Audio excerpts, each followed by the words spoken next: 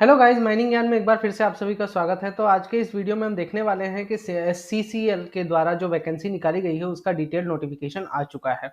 तो Singareni Coleridge company limited के द्वारा वैकेंसी जो निकाली गई थी उसका उसने आज डिटेल नोटिफिकेशन जो है तो जारी कर दिया है।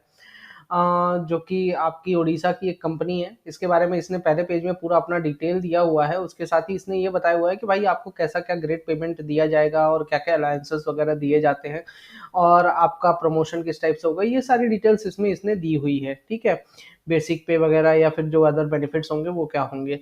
लेकिन उसके बाद आपका जो नोटिफिकेशन, एम्प्लॉयमेंट नोटिफिकेशन, उसमें आपका नीचे दिया हुआ है। ठीक है, नोटिफिकेशन नंबर है 012024, ये याद रखिएगा। ठीक है, इसके साथ ही जो इसने सबसे पहली पोस्ट निकाली है वो है मैनेजमेंट ट्रेनिंग माइनिंग वालों के लिए E2 ग्रेड की, जिसमें कि 139 वैकेंसीज है टोटल।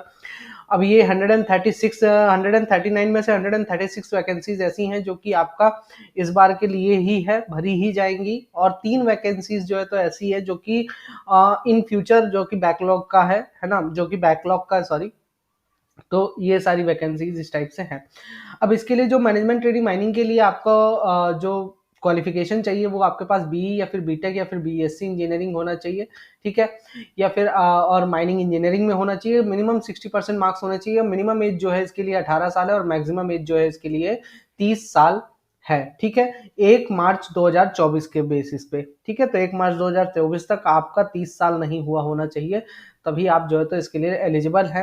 अगर एज रिलैक्सेशन की बात करें तो एसटीएससी और ओबीसी कैंडिडेट्स को 5 साल का एज रिलैक्सेशन दिया हुआ है, तो 35 साल जो है तो अपर एज लिमिट इनकी हो जाती है। अब बात करते हैं वैकेंसीज की, किसकी कितनी वैकेंसीज है। तो 2 टाइप की वैकेंसीज आई है, एक है अनरिजर्व्ड और एक है लोकल के लिए। देखिए, अब आपका जो तेलंगाना में चूंकि एससीसीएल का सबसे बड़ा एरिया फैला हुआ है, उसके साथ ही उसका ओडिशा में भी माइनिंग करता है वो, तो उसके बेसिस पे उसने कुछ डिवाइड किया है कि भाई वहां के लोकलों को ज्यादा प्रेफरेंस दिया जा रहा है। तो जो लोकल लोग हैं, 131 वैकेंसीज लोकल लोगों के लिए है और टोटल 8 वैकेंसीज ऐसी है जो कि all over India plus Telangana, Orissa, इनको भी इंक्लूड किया जाएगा। अब कैसे किया जाएगा वो मैं आपको आगे बताता हूँ, बाकी इनको भी इंक्लूड किया जाएगा। ठीक है, तो याद रखिएगा 131 वैकेंसीज जो है वो लोकल के लिए है, जो वहां के रहने वाले हैं। और 8 वैकेंसीज ऐसी हैं जो कि पूरे इंडिया को रहेगी, इंडिया के लिए है, जिसमें से कि अदर कैटेगरीज के लिए 3 है, ईडब्ल्यूएस के लिए 1 है और बीसीसी के लिए 2 और बीसीडी के लिए 1 और एससी के लिए 1 है। ठीक है, इसी तरीके से अदर कैटेगरीज की अगर लोकल में बात करें तो 46+1 है, इसका टोटल 47। और ईडब्ल्यूएस की 13, BCA 10, BCB 12, BCC 1, BCD 10, BCE 6, SC 19 and ST का 13 वैकेंसीज है। ठीक है, अब ये जो बीसी है ये बैकवर्ड क्लासेस है। अब इनको कैटेगरी वाइज अलग ही इनका गवर्नमेंट का जो चलता है, तो उसके बेसिस पे backward class A, backward class B, तो उस पर आप कंफ्यूज नहीं होइएगा। इसी के साथ ही management training finance and accounts department का, ठीक है, तो इसका भी वैकेंसीज आया है। टोटल 22 वैकेंसीज हैं। ठीक है, 20 लोकल के लिए और 2 आपका बाहरी लोगों के लिए जो अनरिजर्व कैटेगरी है। ठीक है, नॉन लोकल के लिए। पर्सनल के लिए मैनेजमेंट ट्रेनिंग की 22 वैकेंसीज हैं। एक जो है नॉन लोकल के लिए है और 21 जो है तो लोकल के लिए वैकेंसीज हैं। ठीक है, अब ये जो आपको बता रहा हूँ ना नॉन लोकल वाला, वो ओपन टू ऑल है, ये भी याद रखिएगा। एक और चीज है मैनेजमेंट ट्रेनिंग, है ना, E2 ग्रेड का, आईई तो इंडस्ट्रियल इंजीनियरिंग में आपका जो है तो बोल रहा है कि कम से कम बीई और बीटेक आपका होना चाहिए इंडस्ट्रियल इंजीनियरिंग में। ठीक है, या फिर इसके साथ ही आपका बोलता है कि बीई या बीटेक होना चाहिए। ठीक है, किसी भी इंजीनियरिंग ब्रांच से कम 60% मार्क्स से। ठीक है, विथ पीजी या फिर पीजी डिप्लोमा इंडस्ट्रियल इंजीनियरिंग में। ठीक है, अब इंडस्ट्रियल इंजीनियरिंग में एक चीज और कंडीशन लगाया है कि भाई आपका industrial engineering pure industrial engineering होना चाहिए। ऐसा नहीं होना चाहिए कि कहीं पे लिख दिया कि प्रोडक्शन एंड इंडस्ट्रियल इंजीनियरिंग में आपने किया है तो आप एलिजिबल है। नहीं, आपका प्योर इंडस्ट्रियल इंजीनियरिंग बस होना चाहिए। कोई जैसे ये प्रोडक्शन जुड़ा है इस टाइप से कोई चीज नहीं जुड़ी होनी चाहिए। ठीक है, तो चलो ये तो थी वैकेंसीज, और भी बहुत सारी इस तरीके से सिविल के लिए भी वैकेंसीज निकाली है। ठीक है, जूनियर फॉरेस्ट ऑफिसर के लिए वैकेंसी है, आपका मेडिकल ऑफिसर के लिए है। ठीक है, सब ओवरसियर ट्रेनी सिविल के लिए वैकेंसी है। इसी के साथ ही तो इतनी टोटल वैकेंसीज जो है तो आपकी निकाली गई हैं। अब आगे बढ़ते हैं कि आप अप्लाई कैसे कर सकते हैं। तो आपको देखिए, अब इसमें दो तीन चीजें हैं कि आपका जो 10वीं की मार्कशीट है उसके बेसिस पे डेट ऑफ बर्थ आपका डिसाइड किया जाएगा, ठीक है, पहली चीज। दूसरा, आपको कास्ट सर्टिफिकेट जो सबमिट करना है, कास्ट सर्टिफिकेट 1/3/2024 से पिछले 6 महीने से ज्यादा पुराना नहीं होना चाहिए, मतलब कि 1 सितंबर 2023 से ज्यादा पुराना नहीं होना चाहिए। 1 सितंबर 2023 के बाद का बना हुआ कास्ट सर्टिफिकेट आपका होना चाहिए। अगर आप लोकल है या नॉन लोकल है ये आपको बताना है, तो इसके लिए 1 से लेकर 7th क्लास तक का आपको जो है तो अपना जो स्टडी डिटेल्स है वो आपको देने पड़ेंगे, मतलब मार्कशीट वगैरह आपको देनी पड़ेगी अगर आप प्रूफ करना चाहते हैं कि भाई हम तो लोकल है, ठीक है। तो ये भी याद रखिएगा कि आपको अगर प्रूफ करना है कि हम लोकल हैं तो आपको इसके लिए फर्स्ट से लेकर 7th क्लास तक की मार्कशीट देनी पड़ेगी। अब उसकी भी 2-3 कैटेगरीज है, वो मैं आपको आगे वीडियो में बताता हूँ। इसके साथ ही आपको अप्लाई कैसे कर सकते हैं, एससीसीएल की वेबसाइट पे जाइए, कैरियर्स पेज पे क्लिक करिए, वहां पर आपका जो है तो 1/3/2024 से 12 बजे दोपहर से जो है तो स्टार्ट हो चुका है ऑनलाइन सबमिशन एप्लीकेशन का। और ये लास्ट डेट इसकी कब है, 18/3/2024 है, 5 बजे तक, शाम के 5 बजे तक, ठीक है। तो ये याद रखिएगा। मोबाइल नंबर, ईमेल आईडी वगैरह सब कुछ आप अपनी अच्छे से डाल दीजिएगा और अपने सारे डॉक्यूमेंट्स पीडीएफ फॉर्मेट में ही डालेंगे, ठीक है। 100 केबी से 300 केबी के बीच में इनका आपके पीडीएफ डॉक्यूमेंट्स होने चाहिए। आपको ओरिजिनल डॉक्यूमेंट्स देने अपलोड करने हैं, कलर्ड कॉपी होनी चाहिए उनकी, ठीक है, ये याद रखिएगा। इसी के साथ ही आपका फोटो का दिया हुआ है और सिग्नेचर का भी दिया हुआ है कि कितना होना चाहिए, ठीक है। तो ये आप एक बार देख लीजिएगा, वहां पे आप समझ जाएंगे। सिग्नेचर का बोलता है कि आप कैपिटल लेटर्स में सिग्नेचर नहीं करेंगे, आपका जो ओरिजिनल सिग्नेचर है वही सिग्नेचर आपको वहां पर करके जमा करना है।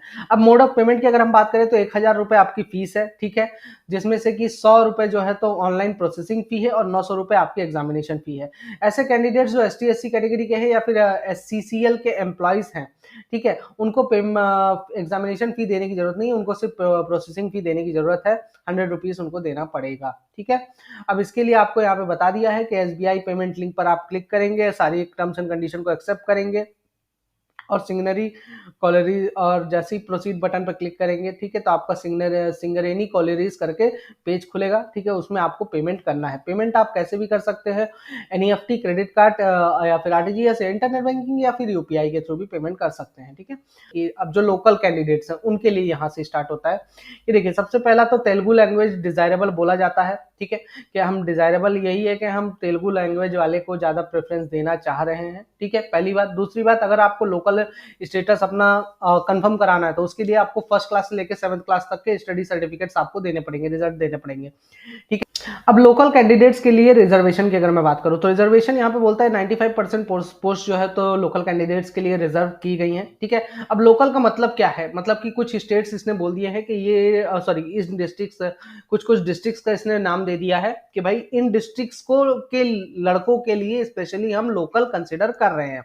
अब वो डिस्ट्रिक्ट्स कौन कौन सी है ये पूरी लिस्ट दी है आपका, कीजिएगा। बाकी ये डिस्ट्रिक्ट्स में जो भी आते हैं उनको बेसिकली बोला जा रहा है कि आप लोकल है। इस डिस्ट्रिक्ट के अलावा जो है वो सबके सब अनरिजर्व कैटेगरी में आएंगे, ठीक है, सबके सब अनरिजर्व कैटेगरी में आएंगे, ठीक है। इसके साथ ही अगला जो आपका बोलता है, अब इसमें दो कंडीशन है, एक बोल रहा है, सिंपल सी भाषा में बोल देता हूं, एक बोलता है 4 साल वाला, एक 7 साल वाला। 4 साल वाला क्या बोलता है कि अगर आपने किसी यूनिवर्सिटी से, मतलब अगर आपने ग्रेजुएशन किया है किसी यूनिवर्सिटी से, तो उस केस में आपको कम से कम 4 साल आपने वहां पढ़ाई की हो, ठीक है, उस इन पर्टिकुलर जितने भी डिस्ट्रिक्ट है ना इनमें से कहीं पे भी 4 साल कम से कम आपने जो है तो पढ़ाई की हो। अब कौन सा किस बात की कर रहा है, जैसे फॉर एग्जांपल अगर मैं बोल रहा हूँ मैंने बीटेक किया, मैंने उड़ीसा से बीटेक किया, मैंने उसी डिस्ट्रिक्ट के से किया जिस डिस्ट्रिक्ट का नाम यहाँ पर दिया है। अब मैं अपने आप को बोलना चाह रहा हूँ लोकल हूं मैं, तो मैंने बीटेक किया, मैंने 4 साल का कोर्स किया है, ठीक है। तो मैंने जब 4 साल का कोर्स किया है तो जाहिर सी बात है मैं वहां का लोकल की कैटेगरी में मैं अप्लाई कर सकता हूं, ठीक है, ये बात याद रखिएगा। एकेडमिक ईयर 4 साल का मेरा जो है तो होना चाहिए, ठीक है, 1/3/2024 के पहले कंप्लीट हुआ रहना चाहिए, ठीक।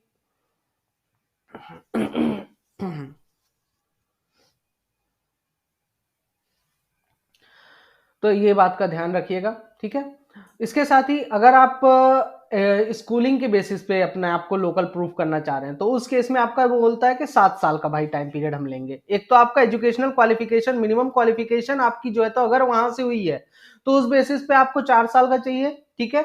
और अगर आपने कहीं बाहर से मतलब बचपन में आप पढ़े, उसके बाद आप बाहर चले गए थे, तो आपका कम से कम 7 साल का जो है तो वहां का रहने का रेसिडेंशियल आपको देना पड़ेगा। और रेसिडेंशियल वाला जो प्रूफ है वो आपको तभी काम करेगा जब आप फर्स्ट से लेके 7th क्लास तक की अपनी मार्कशीट वहां पर ले जाके सबमिट करेंगे।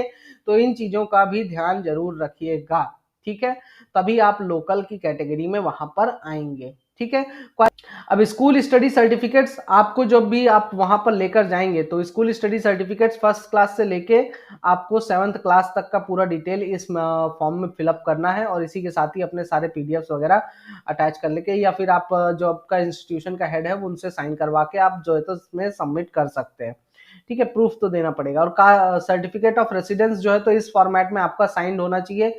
किसके द्वारा साइन रहना चाहिए? जो आपका रेवेन्यू डिपार्टमेंट, जो कि तहसीलदार से कम रैंक का ना हो, ठीक है। तहसीलदार से आप जो है तो करवा सकते हैं, ठीक है, या फिर डिप्टी तहसीलदार से, ठीक।